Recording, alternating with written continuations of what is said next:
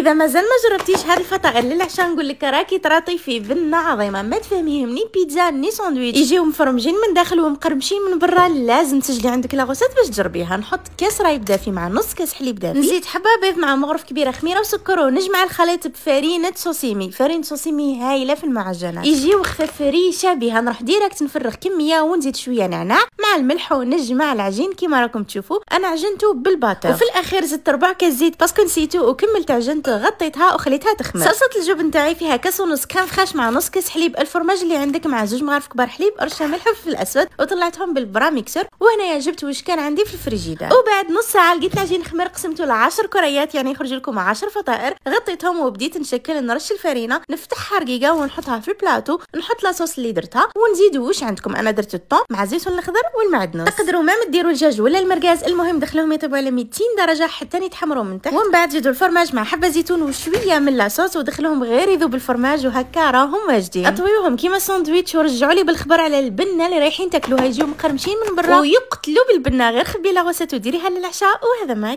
كان.